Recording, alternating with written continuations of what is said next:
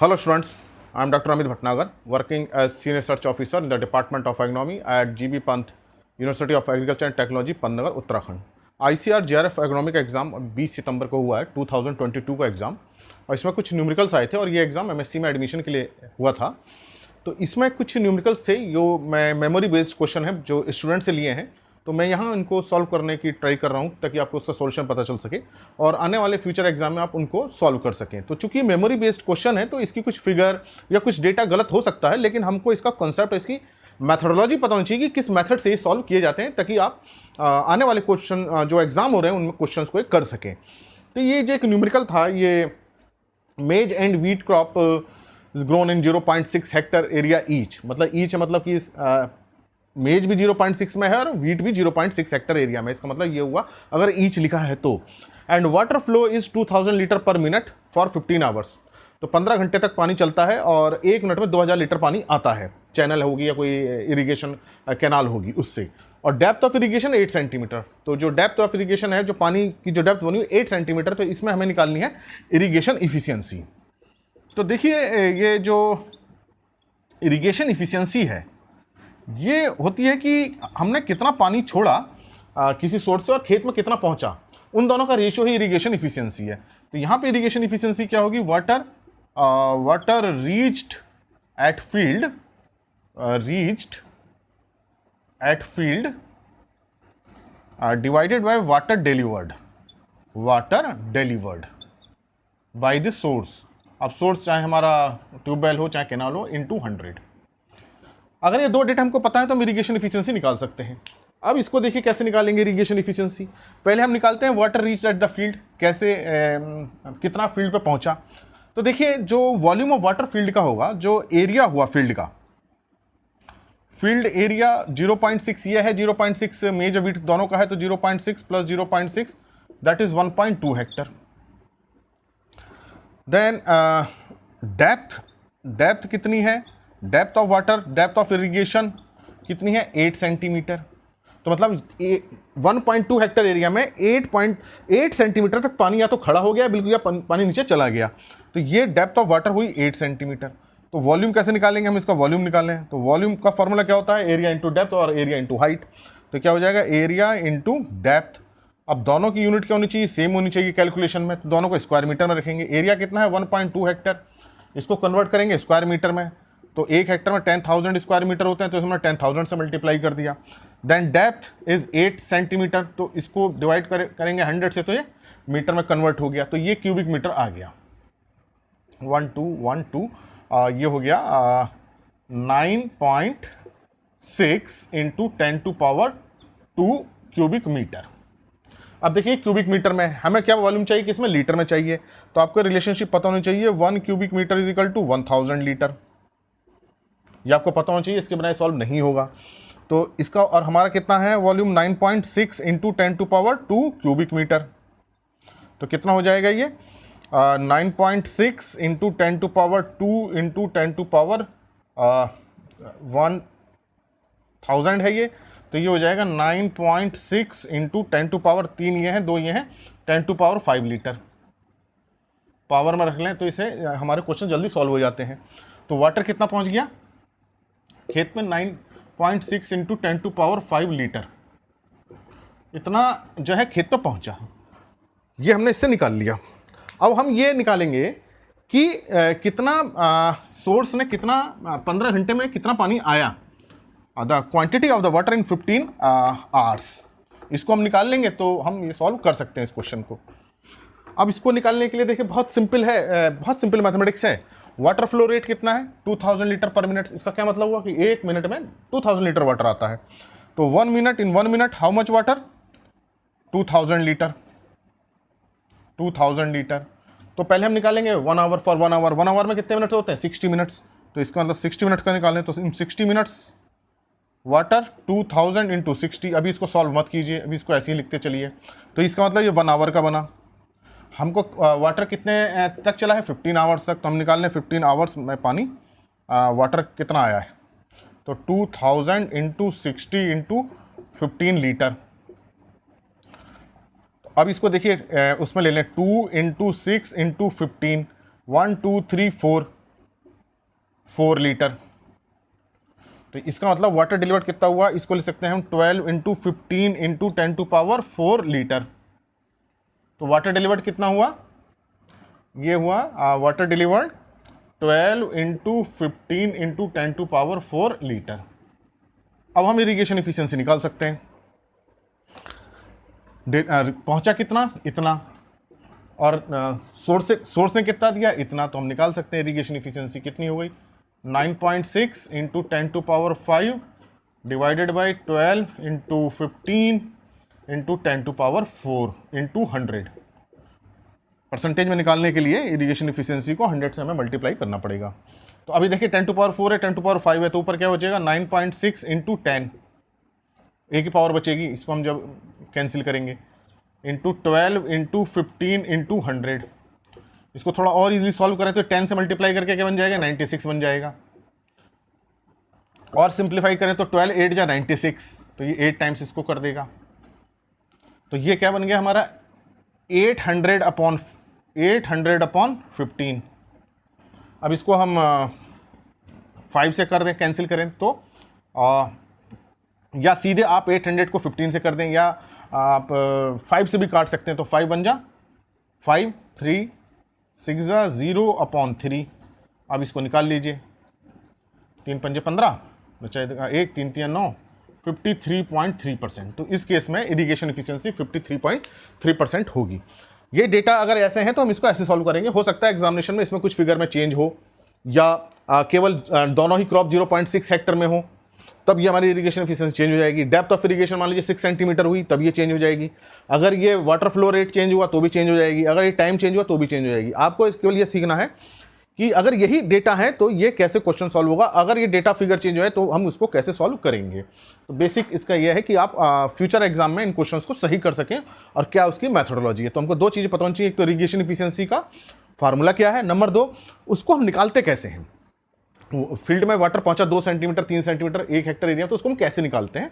तो सिंपल है, area into depth करके हम उसको निकाल लेते हैं। स्क्वायर मीटर में कन्वर्ट करके क्यूबिक मीटर में आ जाता है। क्यूबिक मीटर को हम रिलेशनशिप जानते हैं कि 1 cubic metre is equal to 1000 litre. तो अगर आपको ये बेसिक पता है तो इन क्वेश्चंस को आप सॉल्व कर सकते हैं, अदरवाइज आपको प्रॉब्लम आएगी। इसलिए आप इन क्वेश्चंस को सॉल्व करें किसी बुक से, न्यूमेरिकल की बुक से, ताकि आपके क्वेश्चन सही और आपकी मेरिट अच्छी बने। तो अगर आप इन क्वेश्चंस को करते हैं तो आपके नंबर अच्छे आएंगे इसमें। दूसरा क्वेश्चन, एक क्वेश्चन था butachlor.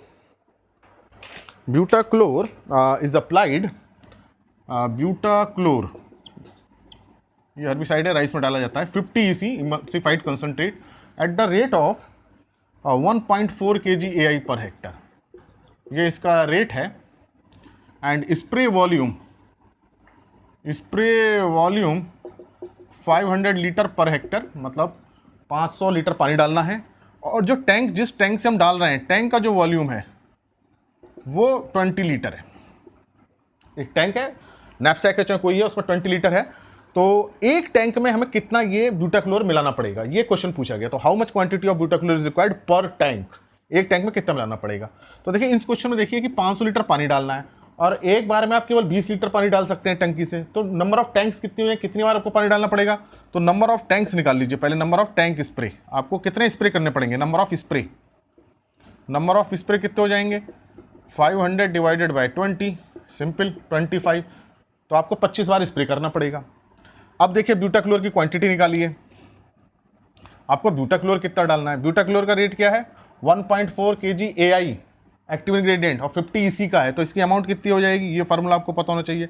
Amount is equal to AI divided by formulation, जो उसका फॉर्मुलेशन है WPIEC इंटू 100। ये 1 हेक्टर के लिए है, ये kg पर हेक्टर में। तो ये कितना हो जाएगा, AI कितना AI डालना है 1.4, formulation is 50 into 100, it is 2.8। अब देखिए kg में है, ये फार्मूला kg में है, लेकिन ब्यूटाक्लोर EC में दिया है तो ये लीटर में आएगा, इसलिए इस बात को ध्यान रखें। जो AI दिया होता है वो हमेशा kg में दिया होता है, चाहे वो सॉलिड हो, लिक्विड हो, पाउडर हो, कुछ भी हो। लेकिन वो हमको देखना पड़ता है क्वांटिटी किस में आएगी। चूंकि इमल्सिफाइड कंसंट्रेट है तो लिक्विड में आएगी। तो इसका मतलब हमें टोटल कितना ब्यूटाक्लोर डालना है, 2.8 लीटर डालना है। अगर हमारा 1 हेक्टर एरिया है तो 1 हेक्टर के लिए बात हो रही है ये।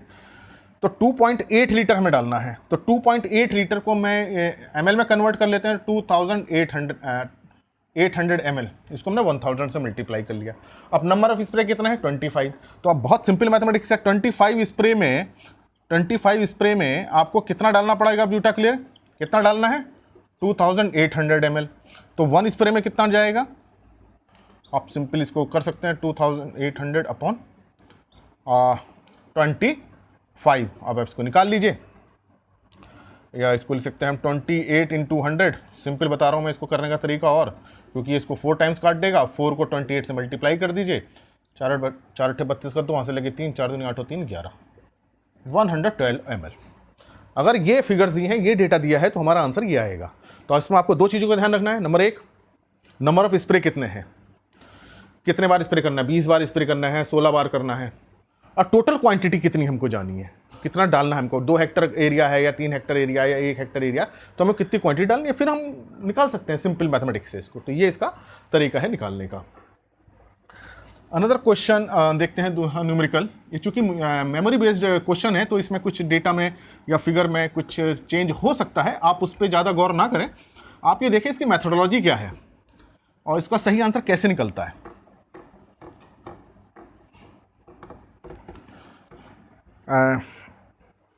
इसमें एक क्वेश्चन पूछा गया है, weight of 1 centimetre soil in 1 Hector area. Weight of 1 centimetre soil in 1 Hector area, कि 1 हेक्टर एरिया है और उसमें से हम 1 सेंटीमीटर सॉइल लें, उसका वेट क्या आएगा। देखिए बहुत कॉन्सेप्ट बेस्ड क्वेश्चन है ये, ऐसे क्वेश्चन सच नहीं मिलते हैं, आपको इसमें कॉन्सेप्ट लगाना पड़ेगा। तो देखिए वेट 1 सेंटीमीटर का निकालना है। ऐसे क्वेश्चंस के लिए हमें डेंसिटी पता होनी चाहिए कि सॉइल की डेंसिटी कितनी है, सॉइल जब BD है वो कितनी है, बल्क डेंसिटी कितनी है। अब देखिए इन जनरल जो बल्क डेंसिटी होती है 1.33 to 1.38 होती है, 1.33 to 1.38 gram per cubic centimetre कह सकते हैं, या इसको मेगा ग्राम पर क्यूबिक मीटर भी कह सकते हैं, दोनों सेम होते हैं। 1 gram per cubic centimetre is equal to 1 gram per cubic metre. तो हम इसका एवरेज मान लेते हैं कि एवरेज BD कितनी है 1.35 मेगा ग्राम पर क्यूबिक मीटर। अब क्यों हमें जरूरत पड़ेगी, देखिए इसका क्या मतलब है 1.35 मेगाग्राम पर क्यूबिक मीटर। इसका मतलब है कि 1 क्यूबिक का जो वेट है वो कितना है 1.35 मेगाग्राम।